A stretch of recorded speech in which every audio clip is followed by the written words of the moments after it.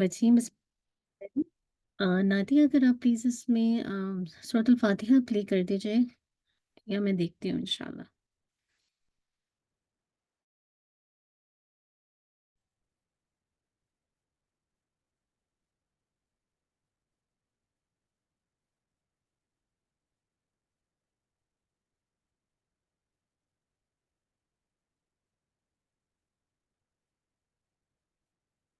أعوذ بالله من الشيطان الرجيم بسم الله الرحمن الرحيم الحمد لله رب العالمين الرحمن الرحيم مالك يوم الدين إياك نعبد وإياك نستعين اهدنا الصراط المستقيم صراط الذين أنعمت عليهم غير المغضوب عليهم ولا الضالين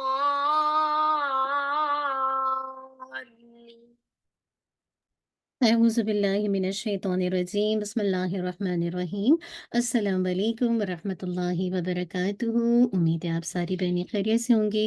अल्लाह सुब्हानहू व तआला हमें आफ़ियत में, खैर में और ईमान की बेहतरीन हालत में रखे, जिससे अल्लाह ताला राज़ी हों और अल्लाह ताला की रज़ा के काम भी हों। अल्लाहुम्मा आमीन। इंशाअल्लाह दुआ करते हैं। नहमदुहु व नुसल्ली अला रसूलिहिल करीम, अम्मा बाद, फ़अऊज़ु बिल्लाहि मिनश शैतानिर रजीम, बिस्मिल्लाहिर्रहमानिर्रहीम। रब्बि शरह ली सदरी व यस्सिर ली अमरी वहलुल उक़दतम मिन लिसानी यफ़क़हू क़ौली रब्बना ज़िदना इल्मा अल्लाहुम्मा फ़क़्हिना फ़िद्दीन अल्लाहुम्मा इन्ना नस्अलुका इल्मन नाफ़िअ व अमलन मुतक़ब्बला व रिज़्क़न तय्यिबा अल्लाहुम्मा अन्फ़अना बिमा अल्लमतना वअल्लिमना मा यनफ़अुना वज़िदना इल्मा अल्लाहुम्मा वफ़्फ़िक़ना लिमा तुहिब्बु व तर्दा अल्लाहुम्मा सल्लि व सल्लिम अला नबिय्यिना मुहम्मद व बारिक वसल्लम। अल्हम्दुलिल्लाह, आप सबको अहलन व सहलन मरहबन। अल्हम्दुलिल्लाह, अल्लाह ताला का बहुत एहसान है, शुक्र है कि उसने हम सबको तौफ़ीक दी दोबारा एक दफ़ा दोबारा जमा होने के लिए। इंशाअल्लाह आज से हमारा जो टाइमिंग हमारी है वो आपको फ्लायर पे डिफरेंट मिलेगी। वो इंशाअल्लाह रमज़ान से है, लेकिन अभी की टाइमिंग हमारी 6:15 से लेकर जिसे कहा जाए 6:45 से इंशाअल्लाह हम सूरतुल क़ियामा को देखेंगे और फिर रमज़ान में एवरी डे वन आयत देखेंगे मुख्तलिफ इंशाअल्लाह सूरा से ना। तो बस अल्लाह ताला अमल की तौफीक दे दे और साथ ही साथ हम अहदीस मुबारक भी करेंगे। तो अल्लाह ताला हमें अमल की तौफीक अता कर दे और हमारे लिए इस इल्म को इल्म नाफ़िया बना दे। अल्लाह सुब्हानहू व तआला की रज़ा और उसके दीदार का ज़रिया बना दे और सबसे बढ़कर हमारी नस्लों तक इस खैर को पहुँचा दे। आमीन। चलिए इंशाल्लाह हम देखते हैं। पहले अपनी नियतों को आने से पहले ज़रूर देखा कीजिए कि जब भी कोई काम करें अपनी नियतों को चेक कीजिए कि वाक़ई क्या अल्लाह सुब्हानहू व तआला के लिए ख़ालिस है। तो अल्लाहुम्मा जअल अमली कुल्लहु सालिहान वजअलहु लिवजहिका ख़ालिसन वला तजअल लिअहदिन फ़ीहि शैआ। याद रखिए, इख़लास के साथ अगर आप कोई काम करेंगे ना, तो यकीन मतलब वो अल्लाह की निगाह में वो ज़र्रा बराबर भी जो इख़लास होगा ना, वो कल बहुत कुछ आपको अजर सवाब और अल्लाह ताला का क़ुर्ब दे जाएगा। तो बहुत ज़रूरी है कि अल्लाह की ख़ातिर में और आप काम करें और आने से पहले अपनी नियतों को चेक करें। इंशाअल्लाह सूरतुल क़ियामा को देखते हैं। बहुत ही खूबसूरत सूरत है जो कि मक्की है, मक्के में नाज़िल हुई। इसमें 2 रुकू हैं और 40 आयात हैं। कुरान मजीद में तरतीब के एतबार से 75 नंबर की सूरत है और नुज़ूल की तरतीब के एतबार से ये 31 नंबर की है। इस सूरत का नाम सूरतुल क़ियामा है। आप सोचिए क़ियामत से क्या बात पता चल रही है। ये सिर्फ़ इसका नाम नहीं है बल्कि इस सूरत का टॉपिक भी है। क्यों? क्योंकि इसमें क़यामत ही पर बहस की गई है और इस सूरत में आप देखेंगे कि आख़िरत के इनकार करने वालों से ख़िताब करके उनके एक-एक शुबे और एक-एक एतराज़ का जवाब दिया गया है। और ये बात भी साफ-साफ बता दी गई है कि जो लोग भी आखिरत का इनकार करते हैं, उनके इनकार की असल वजह ये नहीं है कि उनकी अक़ल उसे नामुमकिन समझती है, बल्कि असल वजह ये है कि इनकी ख्वाहिशात नफ्स उसे मानना नहीं चाहती। آج بھی کتنے لوگ ہیں جو خواہش کے، جسے کہا جائے وہ جیسے بندے بنے ہوئے ہیں نا، مراد ہے کہ اپنی ڈیزائر کو جیسا وہ چاہتے ہیں، جیسا جو خواہش وہ کرتے ہیں بس اسی کے مطابق اپنی زندگی گزارتے ہیں۔ تو اکثر لوگ اسی وجہ سے آخرت کو نہیں مانتے، اور اس کے ساتھ ساتھ لوگوں کو اس صورت میں خبردار کیا کر دیا گیا ہے کہ جس وقت کے لیے، یعنی جس وقت کے آنے کا تم انکار کر رہے ہو وہ آ کر رہے گا، اور تمہارا سب کیا دھرا تمہارے سامنے لا کر رکھ دیا جائے گا، اور حقیقت میں تم اپنا نامہ اعمال دیکھنے سے پہلے تم میں سے ہر شخص کو خود معلوم ہو جائے گا کہ وہ دنیا میں کیا کر کے آیا ہے، کیونکہ ہم میں سے کوئی بھی اپنے آپ سے ناواقف نہیں ہے، اجنبی نہیں ہے، اسٹرینجرز نہیں ہیں، بل الانسان علی نفسہ بصیرہ، بس انسان اپنے نفس پر خود ہی جسے کہا جائے چیک رکھنے والا ہے، وَلَوْ أَلْقَىٰ مَعَاذِيرَ، چاہے وہ کتنے ایکسکیوز پیش کرے۔ اب دیکھیے ہم میں سے کوئی بھی اپنے آپ سے ناواقف نہیں ہے، خواہ دنیا کے بہکانے اور اپنے ضمیر کو بہلانے کے لیے انسان کیسی کیسے ایکسکیوز اور معذرتیں پیش کرتا ہے۔ تو اس صورت کی فضیلت میں آتا ہے کہ عمر بن خطاب رضی اللہ عنہ کے بارے میں روایت ہے کہ انہوں نے فرمایا کہ جو شخص قیامت کے بارے میں سوال کرے یا ارادہ رکھے کہ وہ اس کے واقع ہونے کی حقیقت کو سمجھے تو وہ اس صورت کو پڑھ لے۔ سبحان اللہ۔ اسی طرح مغیرہ بن شعبہ رضی اللہ عنہ نے فرمایا، لوگ کہتے ہیں کہ قیامت قیامت، بندے کی قیامت تو اس کی موت ہے، موت کے ساتھ ہی کہتے ہیں نا لگ پتا جائے گا، وہی قیامت ہے۔ سیدنا ابن جبیر رحمہ اللہ سے روایت ہے کہ ایک آدمی کا جنازہ لایا گیا تو انہوں نے کہا اس کی قیامت قائم ہو گئی۔ اللہ اکبر! کیا کچھ تیاری ہے نا اس دن کی کہ جس دن فرشتے ہم سب کو لینے آئیں گے نا، یہ تو چھوٹی قیامت نہیں، اسی وقت سے قیامت شروع ہو جائے گی، اور پھر ایک بڑی قیامت جو کہ سب قبروں سے اٹھیں گے۔ تو دیکھتے ہیں پہلی آیت کے اندر اللہ سبحانہ وتعالیٰ کیا فرماتے ہیں، لا اقسم بیوم القیامہ، کیا کیا کہا جا رہا ہے، نہیں میں قسم کھاتا ہوں قیامت کے دن کی، اس لا کے بارے میں۔ آپ دیکھیے لا کو شروع میں لایا گیا، تو لا کے بارے میں تین ڈفرینٹ رائے ہے کہ اس لا کو شروع میں کیوں لایا گیا۔ پہلی رائے یہ ہے کہ یہ لا ایکسٹرا ہے، زیادہ ہے، کلام کو آراستہ خوبصورت بنانے کے لیے لا کہہ کر کلام کے اندر زور پیدا ہوتا ہے، جو کہ کلام کا اسلوب ہے۔ دوسری رائے کیا ہے؟ دوسری رائے یہ ہے کہ یہ لا کفار کے عقائد کی تردید کے لیے آیا ہے، ان کی بات کو جھٹلانے کے لیے کہ جو بات تم کر رہے ہو نا کہ قیامت کوئی آنے والی نہیں ہے، وہ بات ویسے نہیں ہے۔ اور تیسری رائے یہ ہے کہ یہ لا نہیں ہے بلکہ لا ہے، لا جس لام الف لا نہیں ہے بلکہ صرف لا، یہ تاکید کا ہے جو کہ قسم کے لیے آتا ہے۔ لا جسے کہا جائے، اور قیامت کے دن کی قسم اللہ تعالیٰ کہتے ہیں میں قیامت کے دن کی قسم کھاتا ہوں، اور قیامت کے دن کی اہمیت کو بیان کرنے کے لیے اسی لیے قیامت کے دن کی قسم کھائی ہے۔ اللہ سبحانہ وتعالیٰ نے قرآن مجید میں کئی چیزوں کی قسم کھائی ہے، آپ دیکھیے سورج کی، شمس، قمر، چاند کی، اللیل، رات، العصر وقت کی، الضحیٰ ہے نا چاش کے وقت کی، ان چیزوں کی طرف کیوں یہ قسم کھائی ہے؟ تاکہ ان چیزوں کی طرف توجہ کو مبذول کرایا جائے اور ان کی اہمیت کو واضح کیا جائے۔ لیکن آپ دیکھیں گے کہ لا اقسم بیوم القیامہ کے بعد جو قسم کا جواب ہے وہ ڈراپ کر دیا گیا ہے، یعنی کلام کے اندر محذوف ہے، نہیں پتہ چل رہا، جو کہ ہر انسان کو پتہ ہے کہ یہ انڈرسٹوڈ ہے کہ قیامت قائم ہوگی، لا یبعثن، لا یحاسبنا، یعنی قیامت ضرور قائم ہوگی اور تمہارا حساب لیا جائے گا۔ اور اس بات کی تائید آپ دیکھیں گے کہ سورہ تغابن کی آیت نمبر 7 سے ہوتی ہے۔ اللہ تعالیٰ فرماتے ہیں قل بلا وربی لتبعثن ثم لتنبؤن بما عملتم، اے نبی صلی اللہ علیہ وسلم आप कह दीजिए, क्यों नहीं, मुझे मेरे रब की कसम, तुम लाज़मन उठाए जाओगे और फिर तुम्हें लाज़मन जितना दिया जाएगा उन अमाल के बारे में जो तुमने किए हैं, सुभान। फिर तुम्हें लाज़मन जिता दिया जाएगा कि उन अमाल के बारे में जो तुमने किए, यानी तुमने क्या कुछ किया तुमको पता चल जाएगा। तो पहली जो कसम अल्लाह ताला ने खाई वो क़यामत के दिन की। तो मेरा और आपका यहाँ पे सीखने का नज़रिया क्या है कि हमारा शरह सदर हो कि क़यामत तो कायम होगी और क़यामत इंसान की मौत के साथ ही शुरू होती है। सिर्फ़ एक कसम नहीं खाई अल्लाह सुब्हानहू व तआला ने, बल्कि अल्लाह सुब्हानहू व तआला ने एक और कसम खाई, वला उक़सिमु बिन-नफ़्सिल लव्वामा, और साथ ही कहा और नहीं मैं कसम खाता नफ़्सिल लव्वामा की। ये जो लव्वामा है ना, ये लौम से निकला है।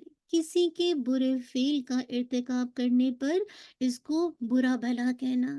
अगर कोई बुरा काम कर ले तो उसको तंबीह करना। आप देखिए कुरान मजीद में लाइम का लफ्ज़ भी आता है, लौमत लाइम, मलामत करने वाले की मलामत। और ये जो लव्वामा है ये मुबालगे का सीगा है, यानी बहुत ज़्यादा मलामत करने वाला। जैसे आलिम से अल्लामा, जो बहुत ज़्यादा इल्म रखता है हम कहते हैं अल्लामा। इसी तरह लव्वामा, जो बहुत ज़्यादा मलामत करता है। तो ये नफ्स इंसानी है जो कि कल क़यामत के दिन मलामत करेगा बहुत ज़्यादा।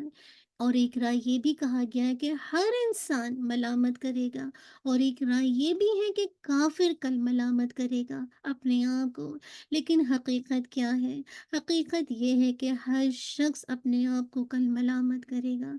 आप देखें, मोमिन का नफ्स सिर्फ़ आखिरत में नहीं बल्कि दुनिया में भी हर वक़्त अपने आप को मलामत करता है, अपनी कोताहियों पर, अपनी गफ़लतों पर। आप देखिए ना, जब हमसे कोई गुनाह हो जाता है, कोई गलती हो जाती है, बाज़ औक़ात आप किसी के साथ बैठे हैं, किसी से फ़ोन पर बात कर रहे हैं, हाँ? और वहाँ पे किसी और की बात चल रही है और आप आपसे वो किसी की शिकायत कर रहा है और आप उसमें फँस जाते हैं। आप उसको सुनना नहीं चाह रहे होते, लेकिन दूसरा शख़्स बराबर सुनाए जा रहा है। फ़ोन पे आपसे किसी और के खिलाफ़ कोई बातें किया जा रहा है। अब ऐसे में क्या होता है, हम अपने आप को उससे कंपेयर करने लगते हैं। और फिर क्या होता है, कंपेयर करने के बाद जब हमें बाद में जब रात में हमारी आँख खुलती है, तो हमारा नफ्स हमें शदीद मलामत कर रहा होता है कि तुम्हें क्या ज़रूरत थी उन बातों को सुनने की, या अगर तुमने सुन भी लिया था तो कम से कम हाँ में हाँ तो नहीं मिलाती, या कम से कम अपनी बात तो नहीं करती कि अपने आप को कंपेयर करके फिर अपनी ही बात शुरू कर दी। उसके बाद जो रात में अगर ज़मीर ज़िंदा होता है ना, तो एकदम से मलामत शुरू हो जाती, क्यों मैंने ऐसा किया? मुझे नहीं करना चाहिए था। अल्लाह सुब्हानहू व तआला इस गिल्ट से हमें दुनिया में भी निकाले। क्योंकि अमूमन क्या होता है, जब कोई किसी की बात करता है ना तो फ़ौरन हम अपनी सफाई पेश करना शुरू कर देते हैं और ये सोच लेते हैं गोया हम तो बहुत पाक हैं और दूसरा जो है बड़ा गुनाहगार है। हालाँकि ऐसा नहीं होता। याद रखिए, गलती तो हर एक के अंदर होती है, कम या ज़्यादा। लेकिन वो शख्स जिसकी बुराई की जा रही होती है, वो तो हम में मौजूद नहीं होता कि अपना दिफ़ा कर सके। इसीलिए अल्लाह सुब्हानहू व तआला ने हर इंसान के अंदर एक ऐसा नफ्स रख दिया है कि इंसान अपने, अगर उसका ज़मीर ज़िंदा है तो वो समझ जाता है, उसके अंदर एक बैल बजने लगती है, उसको पता चल जाता है। इसीलिए अल्लाह सुब्हानहू व तआला ने हर इंसान के अंदर एक ऐसा नफ्स रख दिया है जिसका कुरान मजीद में दूसरी जगह भी ज़िक्र आता है। अल्लाह सुब्हानहू व तआला फरमाते हैं, फ़अल्हमहा फ़ुजूरहा व तक़वाहा। ये तक़वा क्या है? अंदर की शील, प्रोटेक्शन, अल्लाह का डर। अल्लाह से डरते हुए बुरे कामों को छोड़ना, नेकी के काम करते जाना।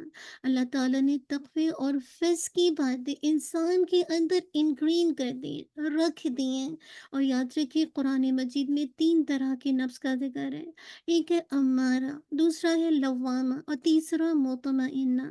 पहला नफ्स क्या है? अम्मारा, जो बुराई का हुक्म देता है, बुराई पर उकसाता है, प्रोवोक करता है। और इसका ज़िक्र आप सूरह यूसुफ की अल्हम्दुलिल्लाह जो 13 पारा शुरू हो रहा है उसमें ज़िक्र है। फिर आप देखिए दूसरा नफ्स, नफ्स लव्वामा, बुराई करने पर मलामत करता है, यानी वो नफ्स जो गलत काम करने या गलत सोचने या बुरी नीयत रखने पर नादिम होता है। कभी कभी आप कोई नेकी का काम करते हैं, बाद में आपको एहसास होता है आपकी तो नियतें खालिस नहीं थी और फिर आपका नफ्स अंदर से बेचैन हो जाता है। ये है, और इंसान को इस पर मलामत महसूस होती है। इसी को ہم آج کی اصطلاح میں ضمیر کہتے ہیں۔ ہم کہتے ہیں نا بعض اوقات لوگوں کے ساتھ کسی کے ساتھ معاملہ ایسا ہوتا ہے، ہم کہتے ہیں کہ ان کا تو ضمیر ہی زندہ نہیں ہے، مراد ہے کہ اتنا برا سلوک کیا ہے کہ ضمیر کی آواز کو خاموشی دے دی، مراد ہے کہ سنی ہی نہیں ہے۔ اور تیسرا نفس وہ نفس ہے جو توبہ استغفار کرتا ہے، تو وہ مطمئنہ بن جاتا ہے، جو صحیح راہ پر چلنے اور غلط راہ چھوڑ دینے میں اطمینان محسوس کرتا ہے۔ یہاں پہ رک کے اپنے نفس کو چیک کیجیے، کیا یہ کیفیت ہے مطمئنہ والی؟ اگر غلطی ہو جاتی ہے تو توبہ استغفار کرتے ہیں اور پھر سیدھے راستے پر چلتے ہیں اور غلط راہ چھوڑ دینے میں اپنے دل میں اطمینان محسوس کرتے ہیں، سبحان اللہ، تو پھر تو بڑی خوشخبری ہے۔ اور ہم سب کو یہی نفس چاہیے جو کہ انشاءاللہ سورۃ الفجر کی آیات کے اندر آتا ہے نا، یا ایتها النفس المطمئنہ ارجعی الی ربک راضیۃ مرضیہ، یہ ہے اللہ کی رضا والی نفس۔ آج آپ انشاءاللہ اللہ کی رضا کے مطابق زندگی گزاریں گے تو کل آپ کو اپنی مرضی کے مطابق اللہ سبحانہ و تعالیٰ زندگی دے دیں گے۔ تو اس مقام پر اللہ تعالیٰ نے قیامت کے دن اور ملامت کرنے والے نفس کی قسم جس بات پر کھائیے اس کو بیان نہیں کیا گیا، کیوں؟ کیونکہ بات والی بات اس بات پر دلالت کرتی ہے کہ قسم اس بات پر کھائی گئی ہے کہ اللہ تعالیٰ انسان کو مرنے کے بعد دوبارہ ضرور پیدا کرے گا، اور وہ ایسا کرنے پر پوری طرح قادر ہے۔ اور یہ بھی کہا جاتا ہے کہ روز قیامت کی قسم کھانا اس امر کی بھی دلیل ہے کہ ایک دن یہ سارا جو نظام زندگی ہے، نظام کائنات ہے، سب کچھ درہم برہم ہو جائے گا، اور اس کے بعد پھر انسان دوبارہ اٹھایا جائے گا اور اس کو اپنے اعمال کا حساب دینا ہوگا، اور وہ اپنے کیے کا اچھا یا برا نتیجہ دیکھے گا۔ تو اس کے لیے دوسری قسم جو کہ نفس لوامہ کی کھائی گئی ہے، یاد رکھیے کوئی انسان ایسا نہیں ہے جو اپنے اندر ضمیر نہ رکھتا ہو۔ اس ضمیر کے اندر لازمی بھلائی اور برائی کا احساس موجود ہے، اور انسان چاہے کتنا ہی بگڑا ہو، اس کا ضمیر اسے کوئی برائی کرنے اور کوئی بھلائی نہ کرنے پر ضرور ٹوکتا ہے۔ وہ خود اپنے آپ کو اچھے اور برے افعال کا ذمہ دار سمجھتا ہے۔ جیسے میں آپ کو مثال دیتی ہوں، کسی برائی کا ارتکاب اس نے، یعنی کوئی بھی انسان ہے، اس نے دوسرے کے ساتھ مل کر کیا ہو، اس پر اگر وہ اپنے ضمیر کی ملامتوں کو دبا کر خوش بھی ہو جائے، یعنی ایک انسان نے، اس نے برائی کی، ٹھیک ہے، اب اس نے برائی کی، اندر سے ضمیر اس کو ملامت کرتا ہے، لیکن وہ اس ملامت کو دبا کر خوش ہوتا ہے، ہاں، خوش ہو رہا ہے کہ کوئی بات نہیں، دیٹس اوکے۔ آج کل تو یہ مزاج بن بھی گیا کہ گناہ کر کے انسان اس کو کانفیڈنس کا نام دیتا ہے، اس کو برائی نہیں سمجھتا ہے، لیکن اس کے برعکس اب یہی صورتحال اس کو دیکھیے کہ اس نے برائی نہیں کی لیکن کسی اور نے اس کے ساتھ برائی کی، اب کیا ہوگا؟ اس کا دل، یعنی جس کے ساتھ برائی کی گئی ہے، اس کا دل اندر سے اس بات کا تقاضا کرے گا کہ جو زیادتی کر رہا ہے، جس نے میرے ساتھ برائی کی ہے، وہ دراصل کیا ہے؟ سزا کا مستحق ہے، اس کو سزا دینی چاہیے۔ آپ دروازے پہ کھڑے، آپ دیکھتے ہیں کہ دو لوگ جھگڑا کر رہے ہیں، اور آپ کو پتا ہے کہ یہ بندہ ٹھیک ہے اور یہ بندہ غلط ہے، آپ کا نہیں دل چاہے گا جو غلط ہے اس کو سزا دی جائے؟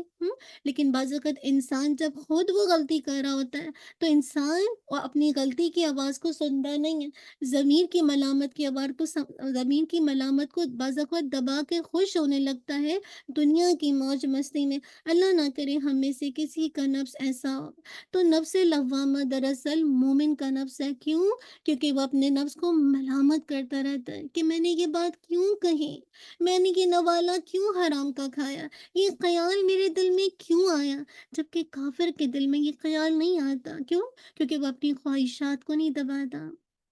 تو یہ دو صورتوں میں جو قسم کھائی ہے، اس بات کی دلیل ہے کہ دنیا کا خاتمہ، یعنی قیامت کا پہلا مرحلہ یقینی امر ہے، اور دوسرا یہ کہ موت کے بعد کی دوسری زندگی ضروری ہے۔ پھر تیسری دلیل بھی دی گئی ہے کہ زندگی بعد موت ممکن ہے، کیونکہ مکے میں دیکھیے جو لوگ اس بات کا انکار کر رہے تھے وہ بار بار یہ کہتے تھے آخر یہ کیسے ہوگا کہ جن لوگوں کو مرے ہوئے سینکڑوں ہزاروں سال گزر چکے ہیں اور جن کے جسم کا ज़र्रा-ज़र्रा खाक में मिलकर ख़त्म हो चुका है, जिनकी हड्डियाँ तक बोसीदा होकर नामालूम ज़मीन में कहाँ-कहाँ मुंतशिर हो गई हैं।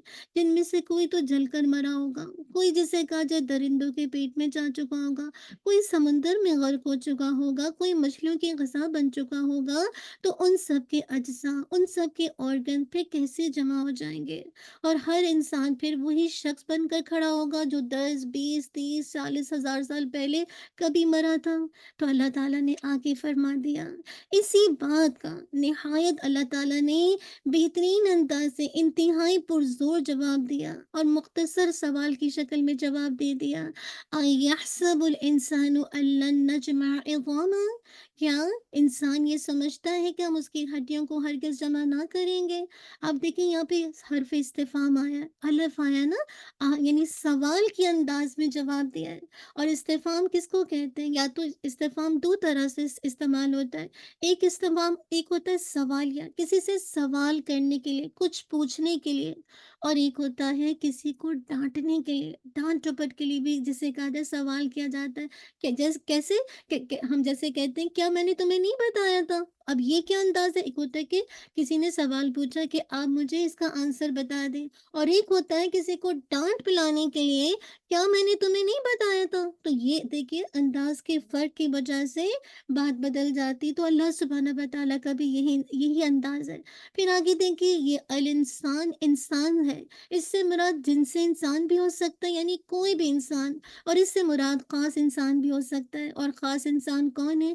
कहा जाता है कि अदी बिन रबिया अल्लाह के नबी सल्लल्लाहु अलैहि वसल्लम के पास आया और क़यामत के बारे में पूछने लगा। आपने बताया कि वो तो ज़रूर होगी और दलाइल भी दिए, तो कहने लगा, ये बहुत अहम बात है, मैं आपकी तस्दीक ना करूँगा, ख्वाह क़यामत को बर्पा होते हुए अपनी आँखों से देख लूँ, मैं ईमान नहीं लाऊँगा। ये है, अपने नफ्स को दबा दिया। अब देखिए अल्लाह के नबी बता रहे हैं और कितनी डिटाई के साथ कहते हैं कि बर्पा होते हुए भी मैं क़यामत को देख लूँ, तो मैं आप पर ईमान नहीं लाऊँगा। अब देखिए इंसान का हर दौर में ये मसला रहा है कि वो अपनी जहालत की बिना पर अल्लाह ताला की कुदरत का अंदाज़ा नहीं लगा पाता और दोबारा ज़िंदा होने को बहुत दूर समझता है। इसी तरह आस बिन वाइल अस्सहमी कब्र से हड्डियों को निकाल कर लाया और कहने लगा, मोहम्मद सल्लल्लाहु अलैहि वसल्लम, तुम कहते हो कि मौत के बाद दोबारा ज़िंदा किया जाएगा, तो लो और उन्हें ज़िंदा करके दिखाओ। अब देखिए किस कदर, जिसे कहा जाए कि मक्का वालों का अंदाज़ देखिए, किससे बात कर रहे हैं? अल्लाह के नबी सल्लल्लाहु अलैहि वसल्लम पे। तो आप सोचिए कि किस अंदाज़ से बात कर रही हैं। इसीलिए अल्लाह ताला ने सूरह यासीन में ये बात फरमा दी, क़ाल मन युह्यिल इज़ाम वहिय रमीम, उसने कहा उन हड्डियों को कौन ज़िंदा करेगा? हालाँकि वो तो बोसीदा होंगी।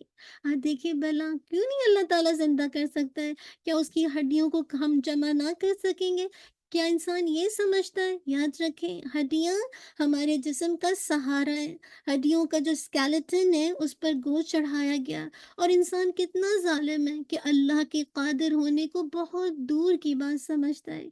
इसीलिए अल्लाह ताला ने अगली आयत में फरमाया, बला कादिरीन अला अन नुसव्विया बनाना, क्यों नहीं, हम इस पर कादिर हैं कि इसकी पोर-पोर तक को दुरुस्त कर देंगे।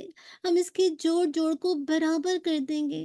मुराद है जैसे आपकी फिंगर्स है ना, नुसव्विया के 2 मायने। एक मतलब ये है कि हम इसको आगे से बिल्कुल एक कर देंगे। उँगलियाँ जो आपकी अलग-अलग है ना, मुख्तलिफ उँगलियों में हम बाज़-औक़ात मल्टीटास्क होते हैं, इन बहुत सारी उँगलियाँ, किसी उँगली में कुछ पकड़ लिया, इधर से ये पकड़ लिया, कुछ इस फिंगर में जैसे कहा जाए हैंग कर लिया। तो अल्लाह ताला कह रहे हैं, ये जो अलग-अलग फिंगर्स हैं ना, इन सबको एक कर देंगे। आप इमेजिनेशन में लाइए कि अगर ये सारी फिंगर जुड़ी होती, तो हम अपनी उँगलियों का जो इतना इस्तेमाल करते हैं, किसी को पॉइंट आउट करते हैं, किसी को ज़लील करते हैं, किसी की तरफ इशारा करते हैं, तो ये कैसे मुमकिन होता? जैसे ऊँट होते हैं ना, उसकी सारी चीज़ें जिसे कहा जाए मिली हुई होती हैं पाँव। तो नुसव्विया का मतलब बराबर करना होता है, एक जैसा कर देना, यानी सारे पोर को बराबर कर देना।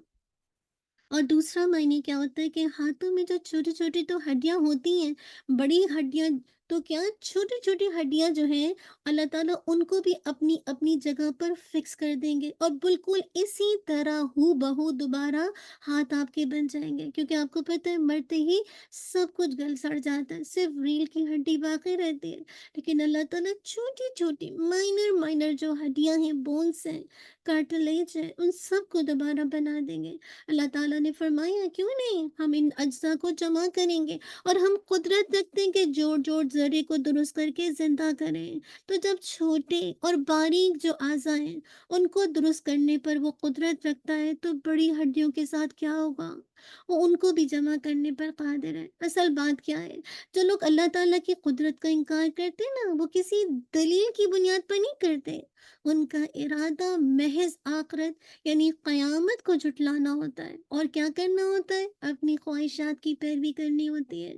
ابو سعید رضی اللہ عنہ بیان کرتے ہیں کہ رسول اللہ صلی اللہ علیہ وسلم نے پہلی امتوں میں سے ایک آدمی کا ذکر کیا اور فرمایا اللہ نے اسے مال اور اولاد سب کچھ دیا تھا۔ جب اس کے مرنے کا وقت آیا تو اس نے اپنے بیٹوں سے پوچھا کہ میں تمہارے لیے کیسا باپ ثابت ہوا؟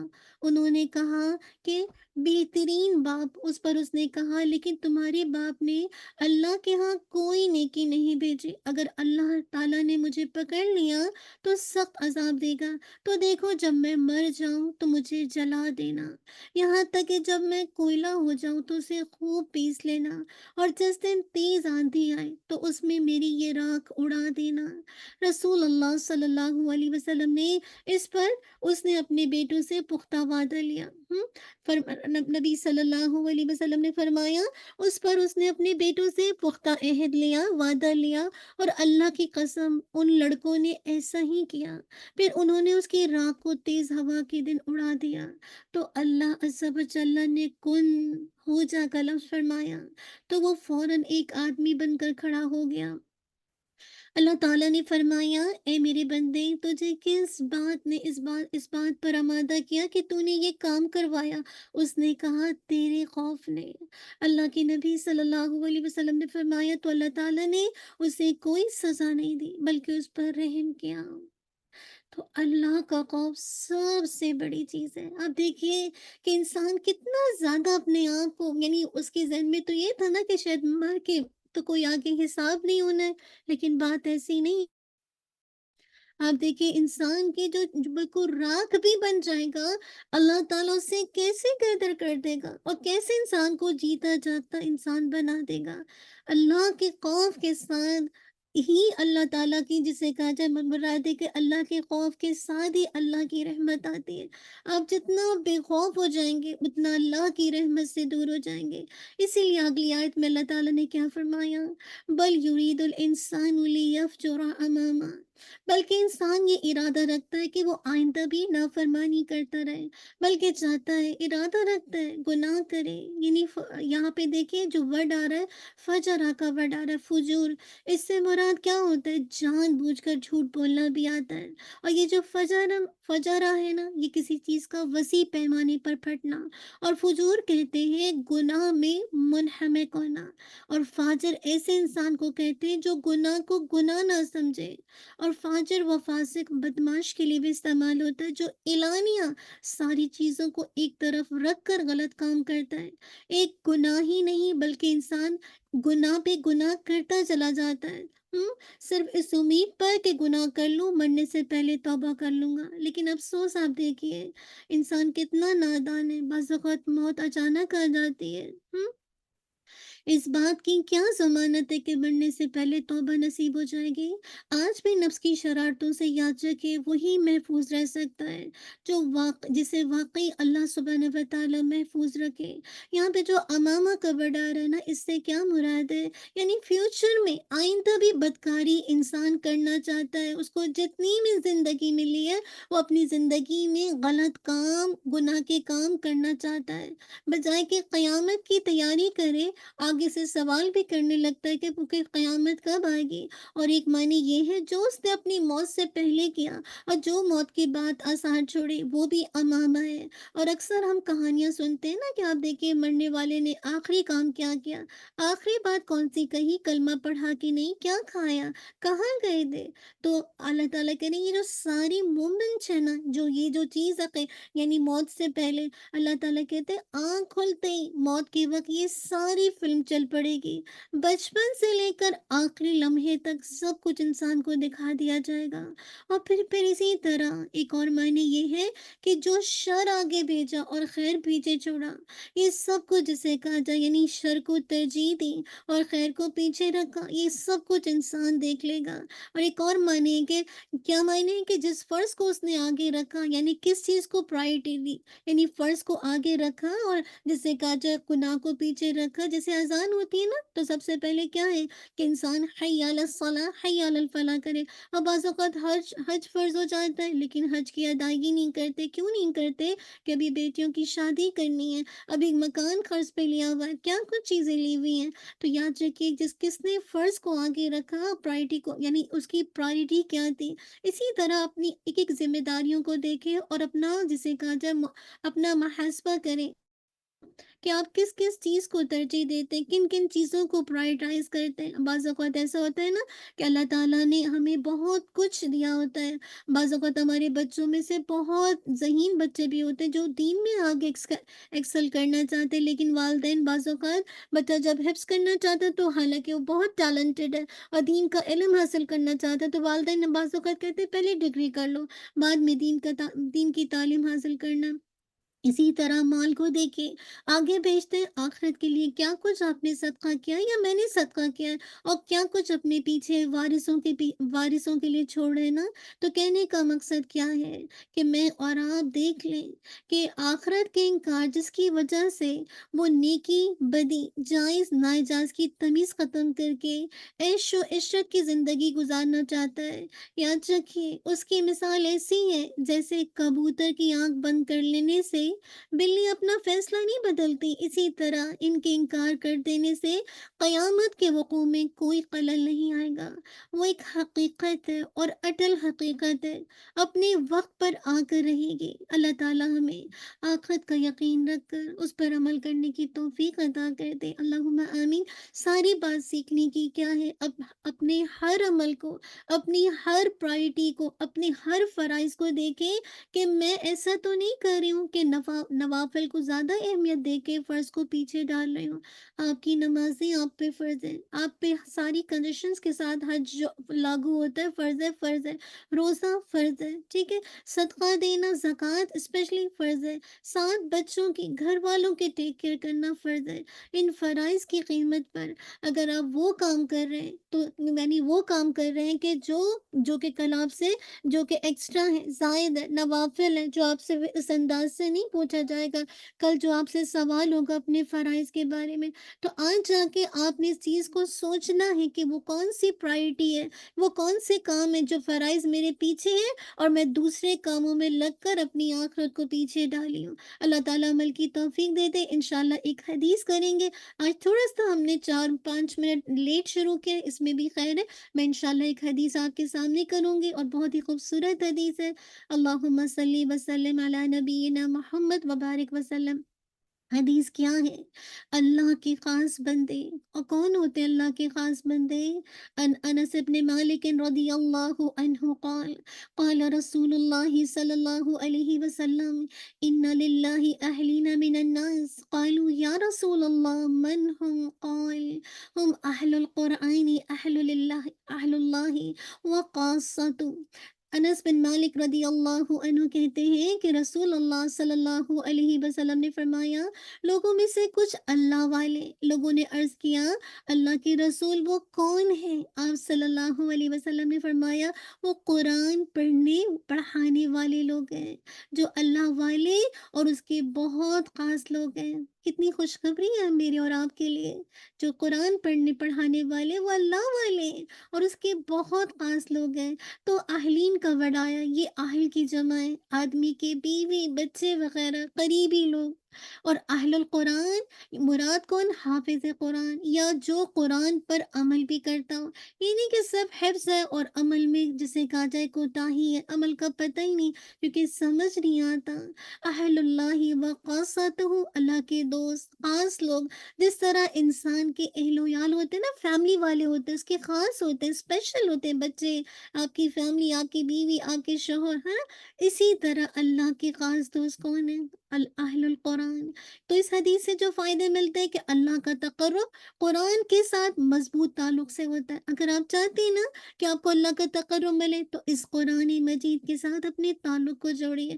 پھر یہ کہ قرآن سب کے لیے نازل کیا گیا، کسی خاص طبقے کے لیے نہیں، کسی خاص رنگ نسل کے لیے نہیں۔ اسی طرح اہل قرآن کی فضیلت سے قرآن مجید کی آپ عظمت کا بھی خوب جسے کہا جائے اندازہ لگا سکتے ہیں۔ اسی طرح شوق اور رغبت دلانے کے لیے فضائل اور مناقب کا ذکر کیا گیا ہے۔ تربیت کا ایسا نبوی طریقہ ہے جس سے آپ کے نفس اور جذبات کو ترغیب ملتی ہے۔ آپ دیکھیے کتنی رغبت دلائی اللہ کے نبی صلی اللہ علیہ وسلم نے اس حدیث کے ساتھ کہ قرآن کے ساتھ تعلق آپ کو اللہ کا قرب، اللہ کے خاص بندوں میں شامل کرتا ہے۔ سبحان اللہ۔ تو کرنے کا کام کیا ہے؟ کرنے کا کام میرا اور آپ کا یہ ہے کہ رمضان شروع ہو رہا ہے، ویسے بھی ہم سب اللہ سے دعا کریں ہم 365 ڈیز کے مسلمان بنے، ہم صرف ایک مہینے کے مسلمان نہیں بنے۔ تو اللہ کے خاص بندوں میں شامل ہونے کے لیے مجھے اور آپ کو روزانہ قرآن مجید کی حفظ اور تلاوت کے لیے وقت نکالنا ہے، کوشش کرنا ہے انشاءاللہ۔ اور پھر کیا فضل و فضیلت کمانے کے لیے یہ جو یہاں مینشن کی گئی ہے، اہل قرآن کے پاس بیٹھنا ہے اور ان کو اپنا دوست بنانا ہے۔ جیسے آج ہم سب ایک دوسرے کے پاس ہیں، ہاں آن لائن ہی صحیح، لیکن ایک دوسرے کے ساتھ ہے نا۔ اور آپ کو پتہ ہے آج میں اور آپ یہاں پر ہیں، لیکن کل آپ کو پتہ ہے یہاں پہ ذکر کریں اور اللہ سبحانہ و تعالیٰ میرا اور آپ کا کہاں ذکر کر رہا ہے؟ ملائی اعلیٰ میں جو اوپر فرشتے ہیں، ان میں ہمارا اللہ تعالیٰ سے امید ہے کہ ذکر ہو رہا ہوگا۔ اللہ سبحانہ و تعالیٰ مل کی توفیق عطا کرتے ہیں۔ جزاک اللہ خیر، بارک اللہ فیک۔ انشاءاللہ آپ کی آج جو ہے یعنی رمضان سے پہلے آپ کی کلاس کی ٹائمنگ 6:15 سے 6:45 ہے، لیکن آفٹر جیسے ہی رمضان شروع ہوگا تو آپ کی ٹائمنگ انشاءاللہ جو فلائر پر ہے اس کے مطابق انشاءاللہ ہوگا۔ اللہ سبحانہ و تعالیٰ ہم سب سے قبول کر دے، واقعی ہمارا اس کلام کے ساتھ اتنا مضبوط تعلق ہو اس رمضان میں کہ واقعی مجھے اور آپ کو اللہ کا قرب محسوس ہو، اللہ کے خاص لوگوں میں آنا محسوس ہو۔ اللہ تعالیٰ میری اور آپ کے لیے آسان کر دے۔